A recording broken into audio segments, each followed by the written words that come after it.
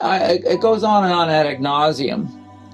And all this published stuff is published by the people who make the drugs. So they have a vested interest. If it doesn't work this time, they do another. Then they get fancy math, to relative statistics that can take 1.5% and change it into 50%. You can't make this stuff up. All right, so now, the statins congest your liver, harden the bile, affect your sleep, affect your digestion.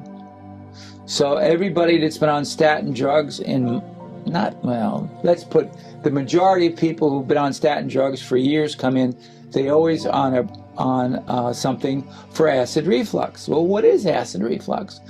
The Western medicine declaration is that the stomach makes too much stomach acid and it burns the esophagus. And maybe not. Maybe not. So in Chinese medicine, they have a concept of the liver overacting on the stomach. What does that mean? Well, the heart pumps the blood into the stomach, and from the stomach, it's got to go someplace. It's got to go to the liver, period. Portal vein system. But the liver says, no, I'm all congested, I got to slow down the blood supply. So, oh, really? So the stomach isn't getting nourished enough. So what happens? The two valves on the top and bottom of the stomach have to close. They need blood. They don't get enough blood. They can't close securely. Now you got acid reflux. And then it gets even worse. Kids' stomach aches, bad diets, eating all the junk. Kennedy's out there now saying, the kids' food, they make one for Europe and one for here. The one here has stuff that poisons our kids, but that's okay. Let's mess up their liver, but who cares, right?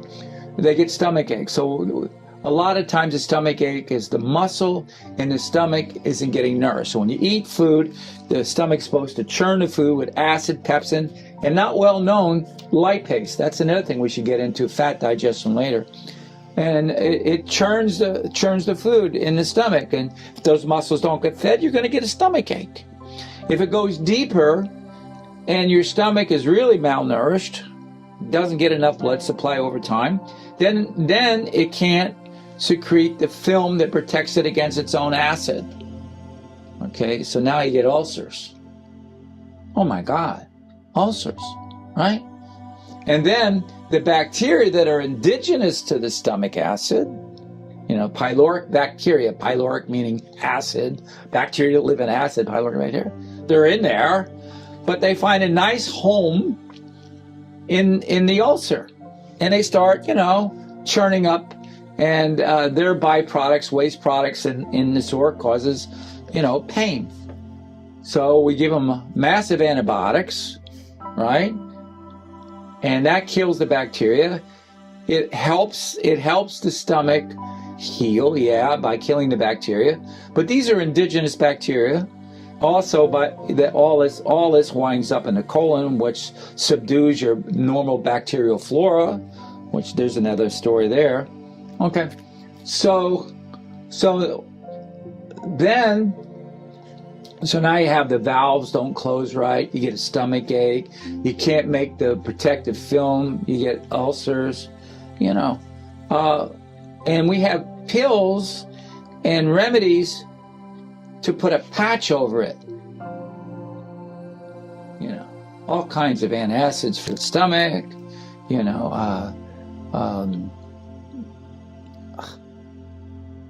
it goes on and on. And so the root of the problem is the liver. Liver overacting in the stomach. A heart pumps the blood in the stomach, from the stomach out to liver, liver pushes back, can't nourish the stomach. Same thing happens to the pancreas. Heart pumps the blood into the pancreas, but the pancreas got to go to the liver. Now, every time we do ultrasounds here, and every time we do an ultrasound, if they have a fatty liver, a congested liver, always there's inflammation on the pancreas, every time. If 50% of your liver is fat, 30 to 50% of your pancreas is inflamed. We rate it on a 1 to 10, 10 being the worst one we ever seen. So if we rate pancreas a 3, it means that that in inflammation, it in severity, 3. We also rate the fatty liver a 1 to 10. And anybody who's been on statins for any length of time, usually they have a fatty liver from 3 to a 7.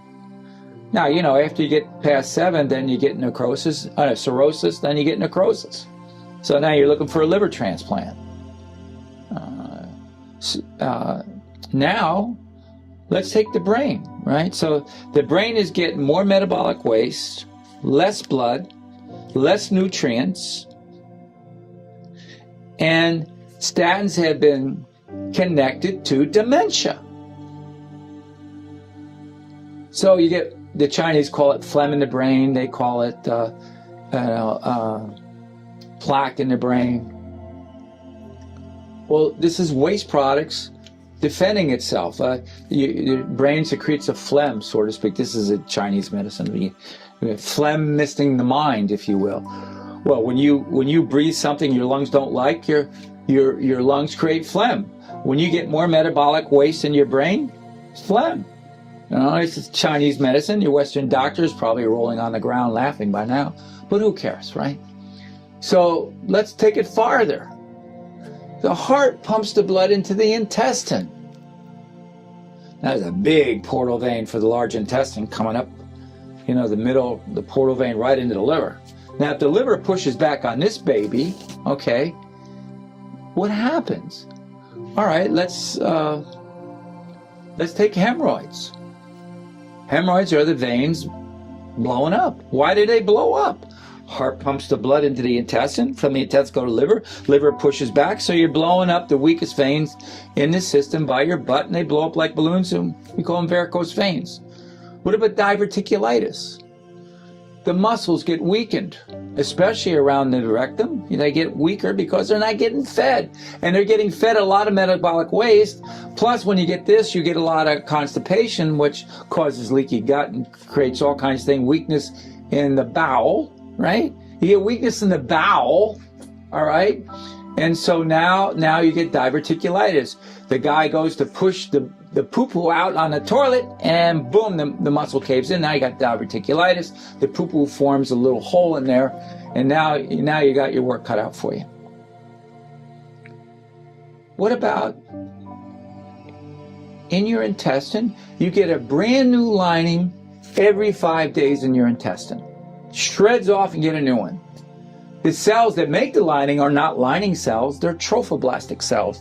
They're stem cells that are indigenous to the colon that your mother gave you when you were a fetus. The placenta put these trophoblasts in your colon. They identify with the colon, there's some kind of signaling going on, and they know they're supposed to make this lining every 5 days. Now, if you don't feed that thing, all right, you can't make the lining, what happens? Irritable bowel, Crohn's, ulcerative colitis, you can't make the lining. So let's just give them steroids. That'll work, and a little antibiotics. Is that fixing the problem? No, that makes the liver worse. So, you're in catch-22. Now, in my opinion, it's just, observation. So the heart pumps the blood into the intestine, and then it goes through these really small veins. Now, there's not enough blood to go around, so a couple of these veins dry up. So that part of the intestine isn't really getting fed. Blood stasis. The stem cells that make the lining need blood. Now, stem cells are cool because when they get blood, they want to grow into a blood supply. So they try to go into a blood supply, and we call it a polyp.